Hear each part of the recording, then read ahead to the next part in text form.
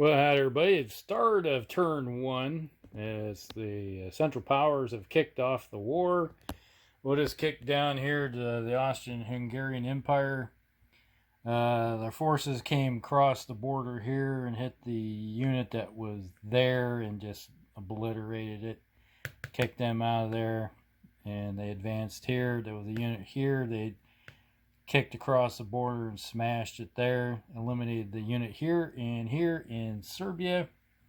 So right now it's pretty typical what happens against the Serbians. They just don't have enough.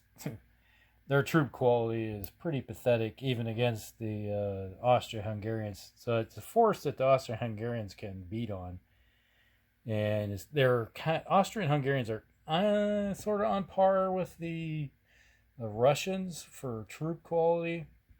But the Serbians do not have it at all. It's like you're looking at most of their units are like this right here, so they just get ran over like a speed bump. So you're looking at troops that are about the equivalent of 1860s versus modern equipment. Yeah. And even Austro-Hungarians don't have really good modern equipment, so yeah. All right, so over here we have to delve into the Western front. The Germans attacked across the border right here, hit this unit there, and caused them to be demoralized. This segment, so right there, so that demoralized French unit right there. So that stack got kicked back, and then the Germans advanced into the hex. They came across the border here in Belgium and hit the Liege right here and smashed it with some siege artillery and a whole bunch of artillery. So some of it attacked across the river at 3/4 strength, and the rest, they had a unit here that attacked across, and they just got waffle stomped. There wasn't much they could do about it. They just don't have, it's kind of the similar circumstance. You got a very advanced modern army with the Germans versus something that's not really advanced at all with the Belgians. So they just got waffle stomped there.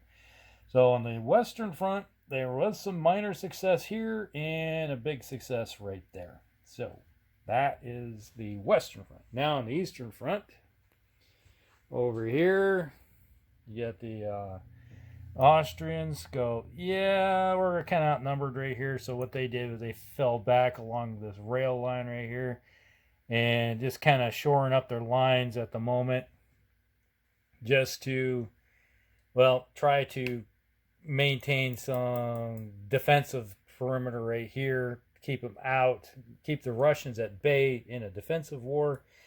It works pretty good as you're in a defensive war up here and you're in an offensive war down here. So you take out this opponent here, take them out, and then you can transfer all these troops up to here to then maybe go on the offensive with better troops. And hopefully you're banking on that your defense, because you're pinning it on you got some forts right here, and you hold time. It's like, okay, hopefully they can crash up on like a waves on the beach, and then when they're weakened, then you can attack with your reinforcements you pull from down here. So that's kind of the Austrian-Hungarian Empire's process of thought. Same thing goes up here. Look at this. This is a wide open border at the moment. There's hardly any troops defending anywhere up here for the Germans. It's the same circumstance. Almost their entire army is over there on the Western front, but over in the Eastern front, they're just like almost cricket-wise, and they got good troops over here compared to the Russians, but there's just not a lot of them. So they have to sort of go on the defensive here, waiting for more mobilized troops to come to the front that are, the levy troops start hitting the rolls so they can come to the front here. So basically you continue on with your attack over here with what you have. I usually try to pull the cav, because the cav really isn't useful at the moment on the Western front, because well, I guess they could be if you can break over here and sweep them through Belgium. But that usually doesn't happen because the French are able to pull some troops out of the line and extend it out, and then you get the British will eventually show up. But the cav, typically the German cav, is more useful on the Eastern Front while you're waiting, because the troop quality of the German cav is about the equivalent of the Russian infantry, so they can hold their own. At least that's been my experience so far in many games I've ever played. So we'll just have to see what happens. So that is the end of turn 1 for the Central Powers. And we're going to move on to the Allied Powers turn 1. All right, we'll be back. Well, hi everybody. Here we go. It's the Allied turn 1. And things just start down here. The Serbians move their forces around, trying to get them to sort of a defensive position around their capital, protect themselves. Over here, the Russians are advancing along the frontier. Up here, no combat happened on the Eastern Front.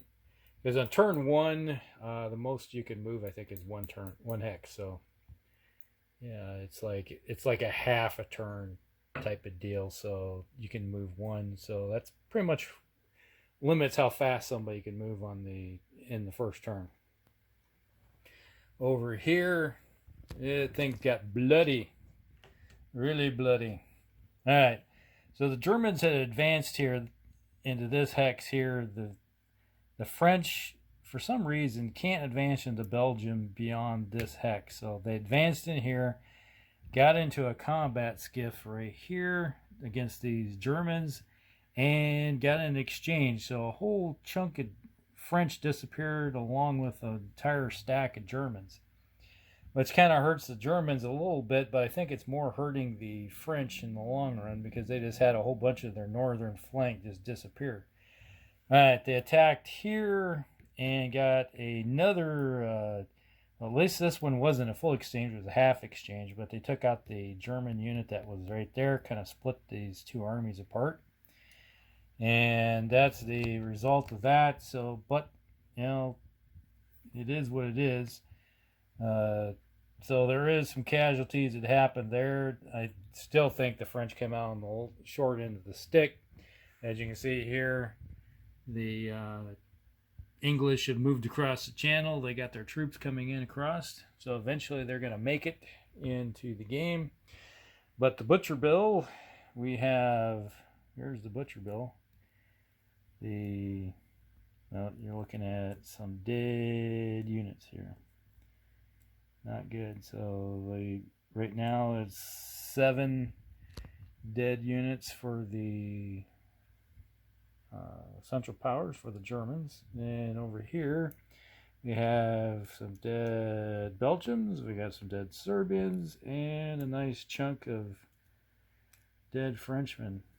But I think the Germans eventually, when they start doing the replacement portion, because the replacement portion does this down here, when you start getting track of your replacements, the replacement portion of the game doesn't start till October.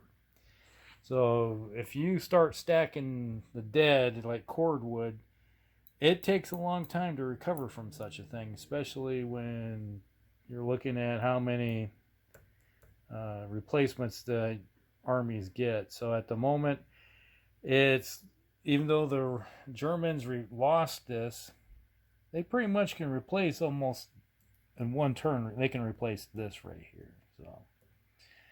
So that's the one thing that they can do. These guys down here, I think, have 12, so they can replace a little bit, not very much. So there you go. But that is, the first turn is complete. Not much else going on. And we'll be back with the end of, actually it's turn 1.5, because turn 1 is split up into 2 turns. So still going to be turn 1, so it's 1.5. All right, so we'll be back.